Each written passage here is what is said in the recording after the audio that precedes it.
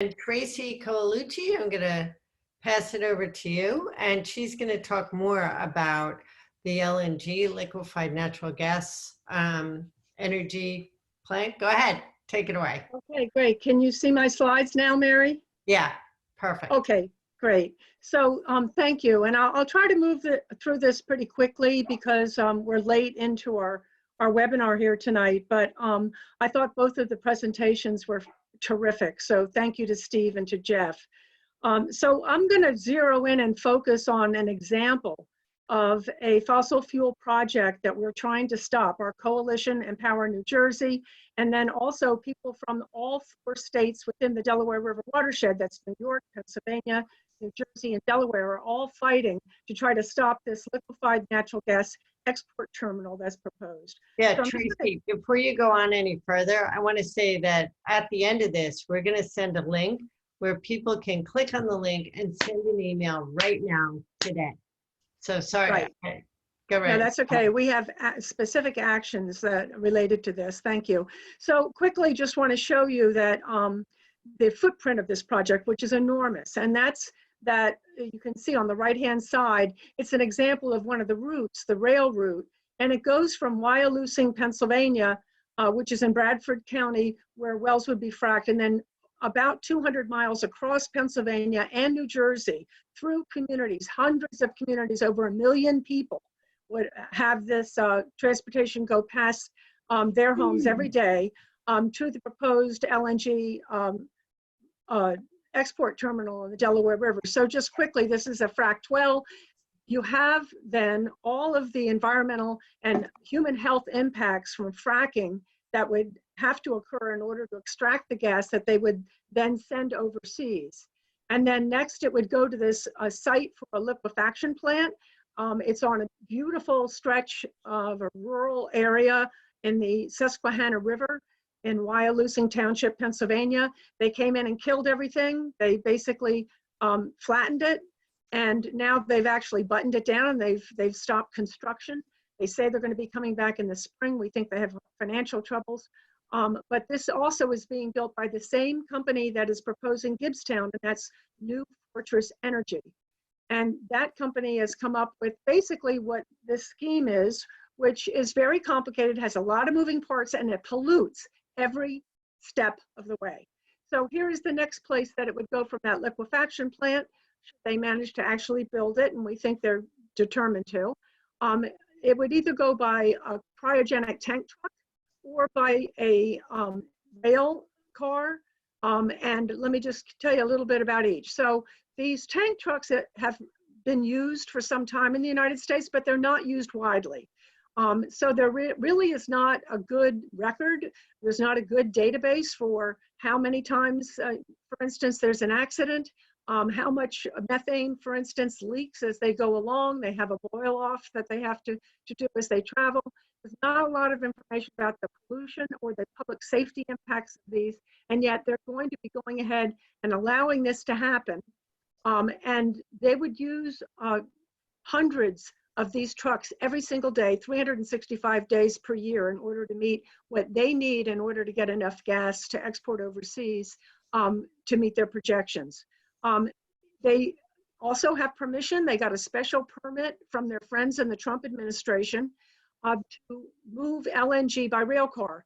Up until this special permit, it was forbidden. It was banned in the United States because of safety considerations to move liquefied natural gas, which is basically very, very cold methane, liquid methane, in rail cars, because there were so many questions related to its danger, mainly from accidents and terrible occurrences that occurred overseas. But they got their special permit to a subsidiary of New Fortress Energy, and they are going to be allowed to move in untested, unsafe, 50-year-old design tank cars, this liquefied natural gas. They have never been used to move liquefied natural gas. They've never been used to move a gas or a liquid material that is kept at such a cold temperature as liquefied natural gas must be. So this is the next step of that cradle to grave supply chain that I mentioned in the different steps. So this is the rail route, and there's two possible rail routes. It is protected under Homeland Security and then also under confidential business information, exactly what these routes will be. So we cannot get that information, even though we've tried through Freedom of Information Act requests. But we do have a good, pretty good idea of where they would have to go based on where the tracks are. And we've consulted with hazardous materials specialists, with unions who run the railroads. We've looked at all of the various, like the Railroad Atlas and the Federal Railroad Administration. We've gotten a lot of information, and we think these are the most likely routes. And as you can see, it goes across Pennsylvania, up there where the two, the little, the double stack plant is, that's Wyalusing.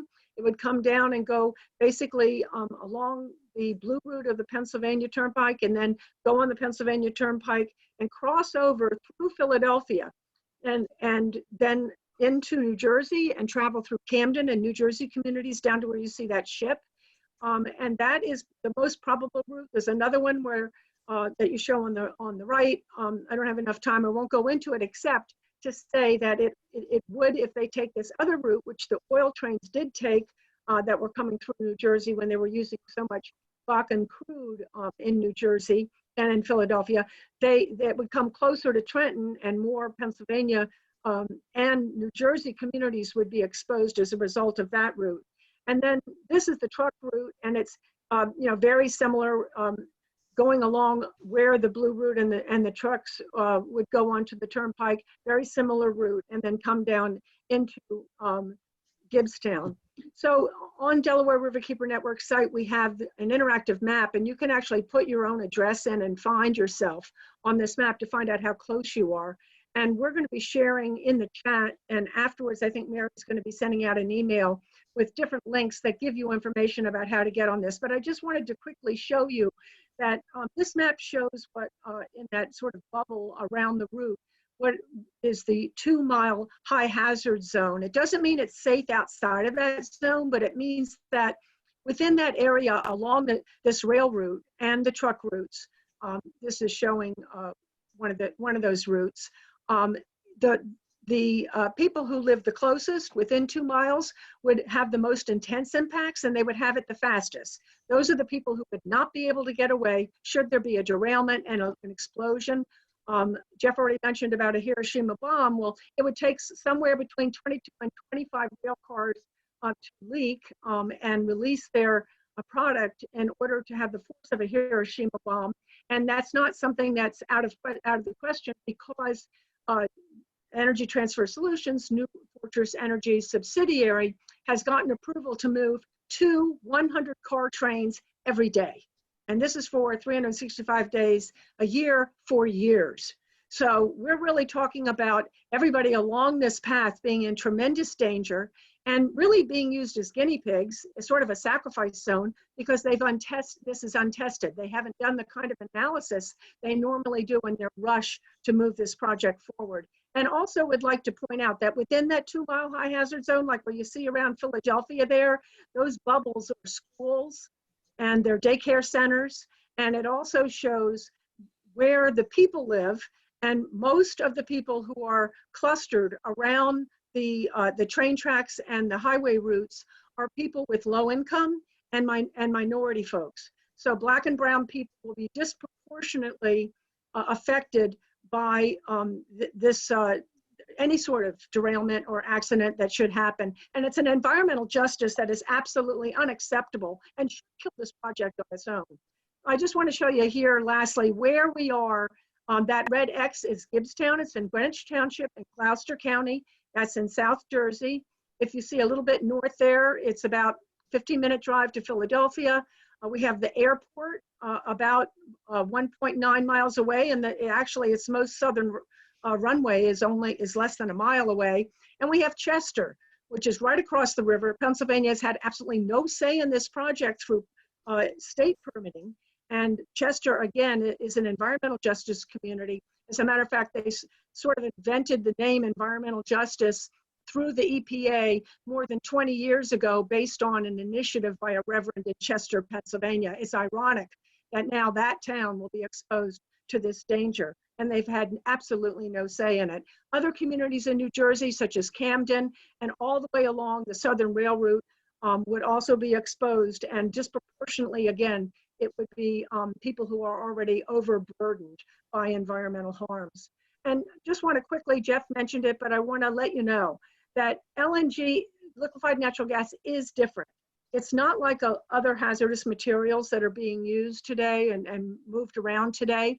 And that's because a couple of things. One, it's super cooled. It goes down to minus 260 degrees. That's colder than any other liquid gas that's moved on our rails or highways today. Also, because when they compress it, it goes down to 600 times its original size and volume.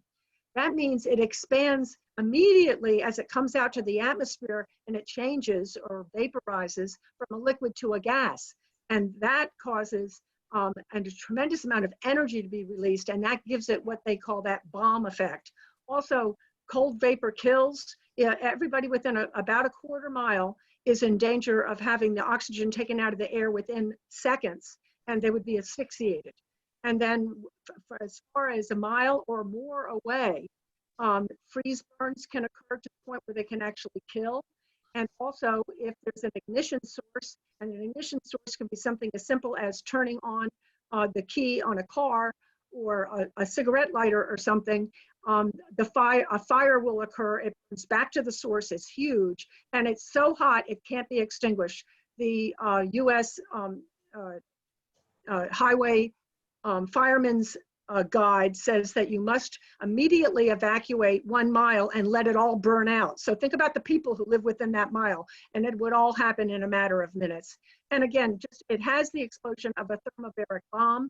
It can cause, even without any sort of ignition source, it can explode if it becomes trapped, such as in a tunnel or in a basement or in a storm sewer.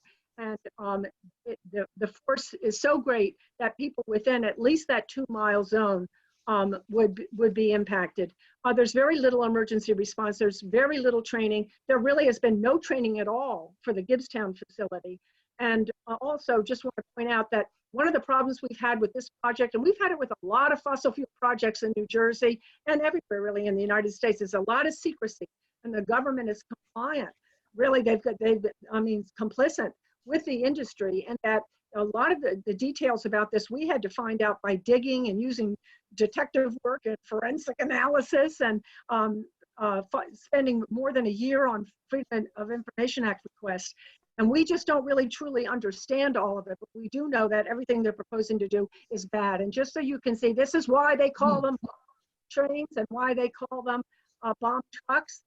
These are explosions of 1 tank car and 2 trucks on the right. And then also, I want to point out, and I'm glad Jeff already brought it up because we don't have enough time now, but these enormous ships, they're called floating bombs. These enormous ships would take this liquefied natural gas from the transloading facility at Gibbstown.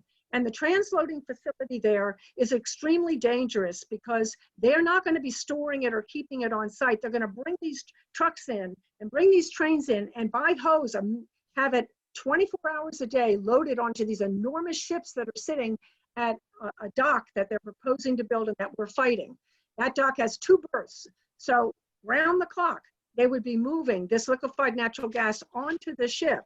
And the people of Gibbstown, their backyards adjoin the property there. As I said, Chester is right across the river. So we have a tremendous amount of population density in the area there. And then these ships need to travel a very long distance before they get to the ocean. Most LNG terminals are located where the liquefaction plant is, so they don't have to travel over land, and so they can very quickly fill that tanker. It's done in 1 day at a regular LNG facility. It takes 2 weeks to fill these tankers at Gibbstown. So they're extending all the dangerous parts of liquefied natural gas with this Gibbstown facility by sending it, liquefying it inland, sending it overland through a million people's homes and businesses, and then transloading it round the clock and putting it in giant ships that have to travel over 100 miles to get down, about 100 miles to get down to the ocean. And that exposes all the people in Delaware and in South Jersey who live along there to these ships. In some places it comes within a mile, the navigation channel in the area that these ships take as they go down the Delaware River and then finally get out to the ocean. And we, as Jeff said, our coalition is working with the people who are fighting the terminals. And again, it's New Fortress Energy, the same company. They're building import terminals in Ireland and Puerto Rico. And the people there have stopped them. In Ireland, they actually are on the verge of banning LNG imports. And it's driven by New Fortress Energy's attempt to force on the people of Ireland dirty natural gas that's liquefied into a public safety hazard. So I think, you know, that I wanted to make that very clear that this is a fight that's actually an international fight. It's a global fight, and it has to be in order for us to win. And that's because the times are changing. Really, the waves of change with us. We just have to make sure they don't ever build this as one of the, you know, a monument to the last horrible LNG project in the world. Also want to mention liquefied natural gas under the Trump administration has now been allowed to be moved by any carrier across any train track in the United States through a special rulemaking. 14 states have filed, attorney generals have filed to stop this. It's so dangerous. The Natural Transportation Safety Board, the Firemen's Association of the United States, many of our federal elected officials have come out opposing this, and there's actually, as Jeff said, both Sierra Club and Delaware Riverkeeper Network are being represented in a legal fight to stop this. But it's emblematic of the deregulation of the Trump administration and the fact that he doesn't want regulatory controls in order to protect our environment and not even to protect our public safety. And I don't need to go into this. You guys have heard enough about it, but I do want to point out liquefied natural gas is methane. And really, methane is the most powerful of greenhouse gases in terms of heating the atmosphere. On the 20-year time scale, which is the time scale that's we'll heard tonight, we must be dramatically reducing these emissions. So this is part of the problem. It's why we're fighting it. And thank you very much for your time. I do want to say that there are several actions going on. One is a petition. We need people to sign that. The links we put up in the chat. After I stop talking, I'll put it up there. And then also we have several other campaigns going.